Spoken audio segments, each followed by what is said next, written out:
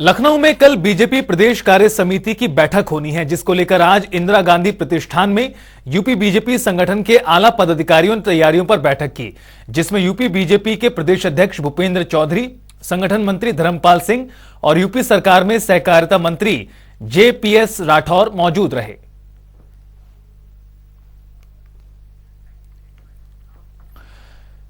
तो वहीं 2 दिवसीय दौरे पर तेलंगाना से लौटे सपा सुप्रीमो अखिलेश यादव ने लखनऊ के सपा कार्यालय में पार्टी के कद्दावर नेताओं के साथ लोकसभा 2024 की तैयारियों को लेकर विचार विमर्श किया।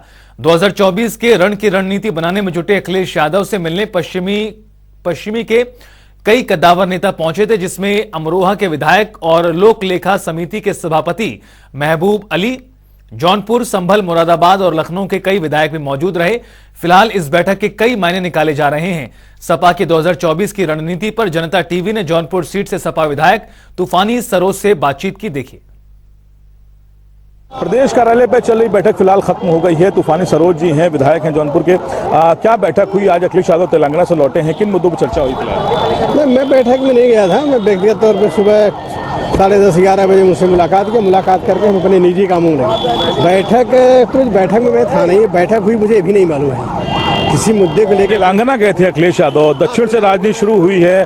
अब क्या लगता है कि केंद्र जो हो दक्षिण होगा, क्योंकि उत्तर प्रदेश केंद्र कहलाता है। केंद्र के रास्ते के लिए पहले लखनऊ आना पड़ता है, लेकिन ये राजनीति दक्षिण से शुरू हुई। क्या वजह लगती है? किस तरह का मोर्चा बनाने की तैयारी दिख रही है? अभी मोर्चा बनाने की तैयारी नहीं। मैं वहाँ के तेलंगाना के मुख्यमंत्री ने आमंत्रित किया था राष्ट्रीय अध्यक्ष जी को, और वहाँ रैली हुई थी, रैली में भाग लेने गए थे। अब धीरे धीरे आपको सब कुछ देखने को मिलेगा, लेकिन कुछ समय, कुछ वक्त है। वक्त के पहले बोलना ठीक नहीं है। बहुत शुक्रिया हमसे बात करने के लिए। तूफानी सरोज जी हैं, कहना है कि वक्त से पहले कुछ बोलना ठीक नहीं है, लेकिन तैयारियों में जिस तरह समाजवादी पार्टी जुटी है, उससे लगता है कि आने वाले समय में एक बड़े मोर्चे के गठन की तैयारियां जरूर नजर आ रही हैं। और देखना होगा कि कई और जो बड़े चेहरे हैं वो पार्टी में शामिल हो सकते हैं, लेकिन इसके लिए थोड़ा समय का इंतजार करना पड़ेगा। कैमरा पर्सन आशीष के साथ तौफीक किदवई, जनता टीवी, लखनऊ। तो वहीं अंतर्राष्ट्रीय योग गुरु दीपांकर महाराज भिक्षा यात्रा के 59वें दिन सहारनपुर पहुंचे, जहां हिंदू समाज के कई संगठनों ने उनका जोरदार और भव्य स्वागत किया। स्वागत में आयोजित सभा को संबोधित करते हुए योग गुरु ने कहा कि जातियों में बटे हुए हिंदू समाज को एक सनातन धर्मी बनाने के लिए यात्रा की जा रही है। इस दौरान दीपांकर महाराज ने यात्रा में शामिल हुए लोगों से अनोखी भिक्षा मांगते हुए कहा कि जो हिंदू आज भिन्न भिन्न जातियों में बटे हैं, वो एकजुट हो जाएं, ताकि अखंड सनातन की स्थापना हो सके। स्वामी दीपांकर ने एक नारा देते हुए कहा कि नो कास्ट ओनली राष्ट्र। वहीं उन्होंने कांग्रेस नेता राहुल गांधी की भारत जोड़ो यात्रा पर भी तंज कसा और कहा कि भारत कब अखंड भारत नहीं था, जो आज उसको जोड़ने की राहुल गांधी इस यात्रा में बात कर रहे हैं। भिक्षा यात्रा को तकरीबन 59 दिन हो गए। मैं सोच रहा था कि इस पर आप सबके साथ वार्ता भी करूंगा। आप मानिए कि तकरीबन 2 महीना अब से 12 घंटे बाद पूरा हो जाएगा, तो ये मेरी आप सबसे साक्षात्कार और वार्ता दोनों है। 59 दिन से निरंतर ये यात्रा चल रही है, और इस यात्रा का उद्देश्य है जातियों में बटा हुआ हिंदू एक हो। ब्राह्मण, बनिया, ठाकुर, जाट, दलित, वाल्मीकि। तो वहीं लखनऊ में अंतर्राष्ट्रीय स्तर के G20 व ग्लोबल इन्वेस्टर समिट के आयोजन की तैयारियां तेज हो गई हैं। देश विदेश से आने वाले उच्च स्तरीय गणमान्य व्यक्तियों को लखनऊ की नजाकत, नफासत के साथ सौंदर्यीकरण का भी एहसास कराया जाना है। उसको लेकर नगर निगम पूरे शहर की सफाई व सौंदर्यीकरण का काम कर रहा है। विभिन्न भवनों, प्रतिष्ठानों पर अवैध रूप से लगी होर्डिंग्स, प्रचार सामग्री शहर को बदरंग कर रही हैं। ऐसे में नगर आयुक्त इंद्रजीत सिंह ने होर्डिंग्स के साथ ही banner, pole, board, posters, impact wall painting, wall writing, sticker, pamphlet हटाने के लिए 3 दिन का नोटिस दिया है। इसके बाद नगर निगम खुद प्रचार सामग्री हटाकर उसका चार्ज वसूलेगा। जैसे जैसे इन्वेस्टर समिट और G20 की तारीख नजदीक आ रही है, उसी को लेकर के नगर निगम और LDA शहर के सौंदर्यीकरण के लिए कोशिशें तेज कर रहा है। लेकिन सबसे ज़्यादा समस्या सड़क के किनारे लगी हुई और बिल्डिंगों में लगी हुई होर्डिंग्स हैं, जो बेतरतीब और तरह तरह की अलग तरह की लगाई गई हैं, जैसे शहर का जो है बदरंग दिखाई दे रहा है।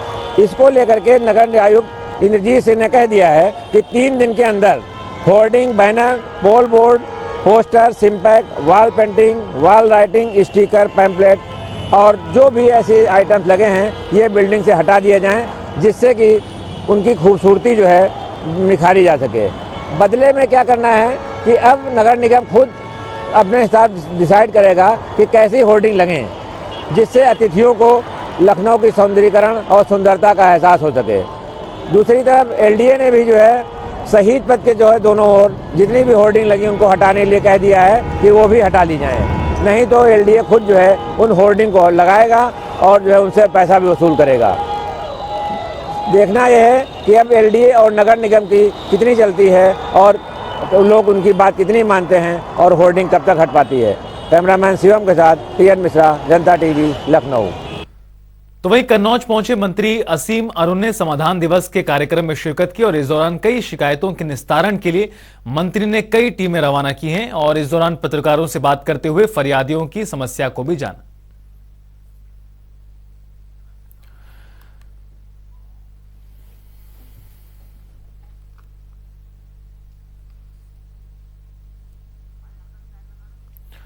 तो आपको बता दें कि समाधान दिवस के मौके पर एक कार्यक्रम का आयोजन किया गया था जिसमें शिरकत की गई मंत्री असीम अरुण द्वारा और साथ ही साथ मौके पर तमाम जो समस्याएं सामने आई थी उनका निस्तारण करने के लिए भी आदेश मंत्री असीम अरुण की ओर से दिए गए हैं। तस्वीरें आपको दिखा रहे हैं कार्यक्रम की किस तरह खुद समस्याओं को जानते हुए मंत्री असीम अरुण।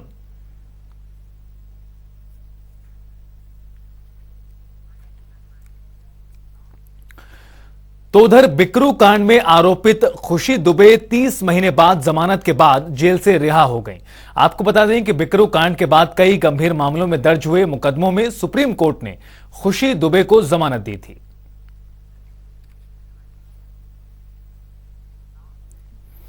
उधर दिल्ली एयरपोर्ट पर सिक्योरिटी चेकिंग के बाद इंडिगो कर्मियों ने मनमानी चेकिंग की है, जिसके बाद अब बवाल खड़ा हो गया है क्योंकि रोहित अग्रवाल ने पूरे मामले की जानकारी ज्योतिरादित्य सिंधिया को भेजी है। जानकारी देते हुए उन्होंने सरकारी सुरक्षा एजेंसी की अवमानना का आरोप भी लगाया है। खबरों में आगे बढ़ते हैं, जहां जग प्रसिद्ध ठाकुर बांके बिहारी मंदिर में आने वाले देश विदेश के श्रद्धालुओं की सुरक्षा सुविधा के साथ ही मंदिर और आसपास के क्षेत्र में भीड़ को नियंत्रित करने के उद्देश्य से सरकार की ओर से कॉरिडोर निर्माण की योजना का जहां मंदिर के सेवायत गोस्वामी एवं क्षेत्रीय निवासी व्यापारियों की ओर से विरोध हो रहा है, तो वहीं सरकार की कॉरिडोर निर्माण की योजना को श्रद्धालुओं के हित में बताते हुए नगर के साधु संत इसके समर्थन में आ गए हैं।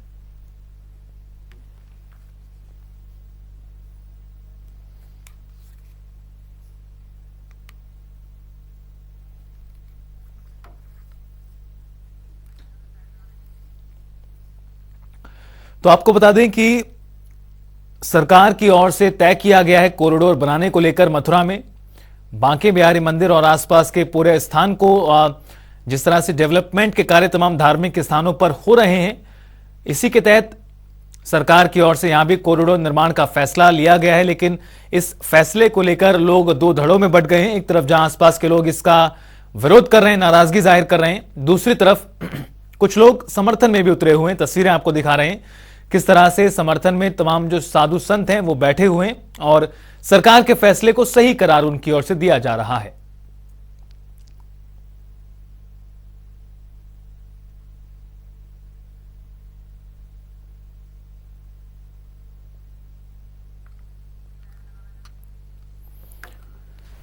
तो आपको बता दें कि ठाकुर बांके बिहारी मंदिर के कॉरिडोर के फैसले को लेकर कहीं ना कहीं लोग दो धड़ों में बटे हुए नजर आ रहे हैं।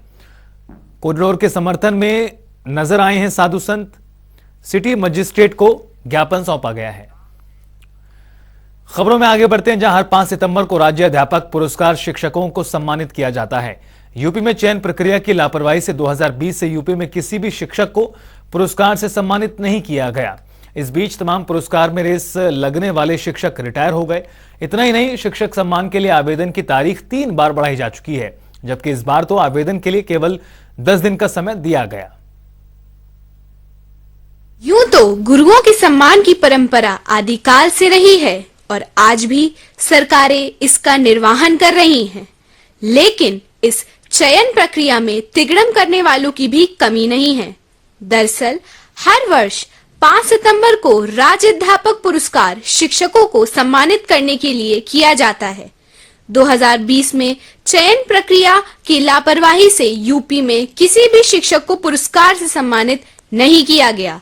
इस बीच तमाम पुरस्कार में रेस लगाने वाले शिक्षकों की रिटायरमेंट भी हो गई। उत्तर प्रदेश में सभी विद्यार्थियों को शिक्षा देने वाले शिक्षकों को अपने सम्मान का इंतजार है। राज्य अध्यापक पुरस्कार माध्यमिक शिक्षा की अव्यवस्था के कारण भी परिवर्तन किया गया। उत्तर प्रदेश में कुल 18 पुरस्कार दिए जाने थे, जो राजकीय व मान्यता प्राप्त कॉलेजों के शिक्षकों को देने थे, पर अभी तक उनका कुछ नहीं हुआ। राज्य अध्यापक पुरस्कार माध्यमिक शिक्षा यूपी 2022 5 सितंबर 22 को मिलना चाहिए था, लेकिन चयन प्रक्रिया की लापरवाही की वजह से अभी तक अध्यापकों का चयन नहीं हो पाया है।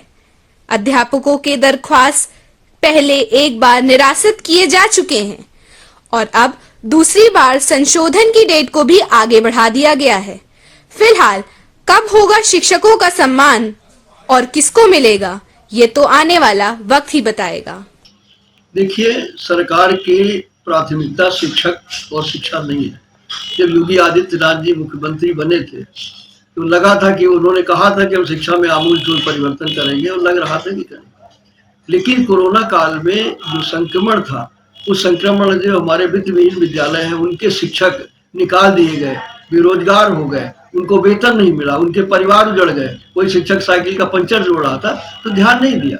शिक्षकों को इतनी मेहनत करके उन्होंने जिन परिस्थितियों में पढ़ाया, ऑनलाइन पढ़ाया, मूल्यांकन किया, कापियां जांची, सारी चीजें परीक्षाएं कराई और इसके बाद उनको सम्मान न दिया जाना, ये तो बहुत ही चिंताजनक था। हम लोग मांग की थी कि इसको करना चाहिए। यूं तो उत्तर प्रदेश में गुरुओं के सम्मान की परंपरा बहुत पुरानी है और इस परंपरा का निर्वहन लगातार प्रदेश सरकार भी करती आई है, लेकिन अचानक क्या हुआ कि उत्तर प्रदेश के शिक्षक अपने सम्मान को लेकर के परेशान हो गए।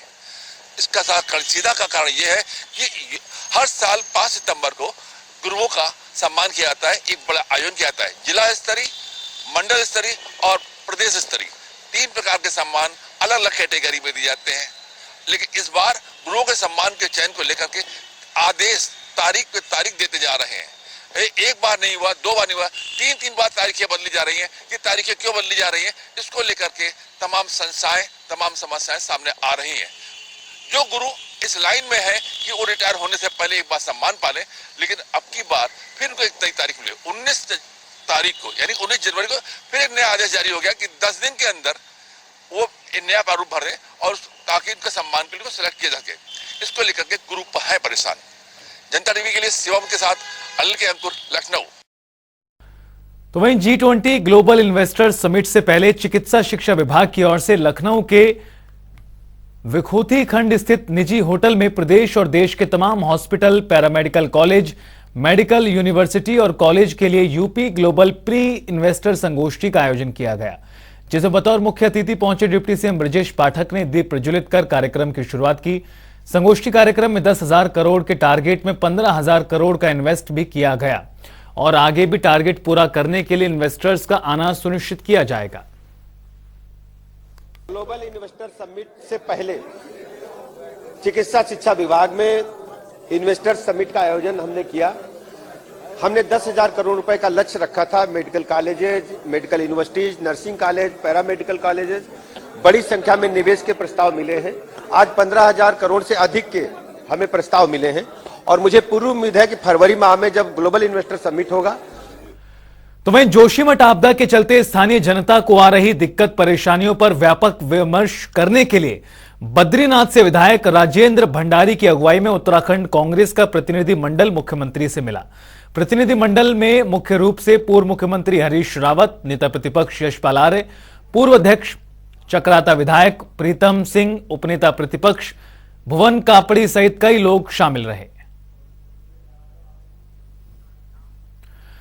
जोशीमठ आपदा को लेकर राजनीति लगातार जोर पकड़ रही है। साथ ही आपदा के बाद सरकार राहत और बचाव के कार्य में लगी हुई है। इस दौरान मुख्यमंत्री पुष्कर सिंह धामी वन मुख्यालय पहुंचे, जहां उन्होंने जोशीमठ आपदा पर चर्चा करते हुए कहा कि सरकार युद्ध स्तर पर लगातार काम कर रही है। वहीं अभी भी जोशीमठ क्षेत्र में बाजार खुल रहे हैं। साथ ही जोशीमठ में 70% जनजीवन सामान्य है। जोशीमठ की रोजी हम लोग रोज मैं स्वयं मॉनिटरिंग करता हूं और लगभग 270 के लगभग मकान खाली कराए जा चुके हैं अभी तक। जो उसमें थे, खतरे की जद में थे, आपदा से प्रभावित थे। और बाकी वहाँ पर 70% के लगभग जनजीवन पूरी तरह से सामान्य है। वहाँ के बाज़ार भी खुले हुए हैं, वहाँ के सब काम भी चल रहे हैं और आगे जो पुनर्वास होना है, उस पुनर्वास के लिए भी हम लोग काम कर रहे हैं। भारत सरकार से भी लगा। तो वहीं देहरादून वन मुख्यालय में IFS एसोसिएशन के वार्षिक अधिवेशन के कार्यक्रम का आयोजन किया गया, जिसका शुभारंभ मुख्यमंत्री पुष्कर सिंह धामी ने किया। इस कार्यक्रम में वन मंत्री सुबोध उनियाल सहित वन विभाग के तमाम अधिकारी मौजूद रहे। इस दौरान कार्यक्रम को लेकर मुख्यमंत्री धामी ने कहा कि लंबे समय से वन भूमि पर अतिक्रमण और अन्य शिकायतें मिलती रहती हैं। इनके अलावा भी कई अन्य योजनाएं हैं जिन पर वन विभाग काम कर रहा है।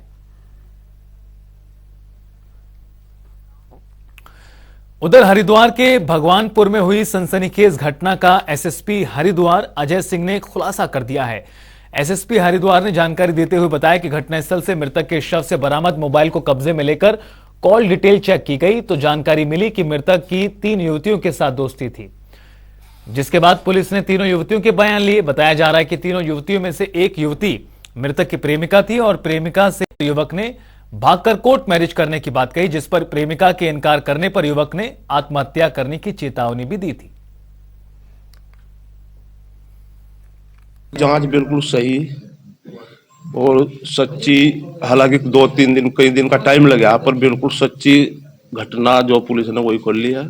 उसके लिए पुलिस के बहुत आभारी है, पूरा परिवार ही और पूरा समाज।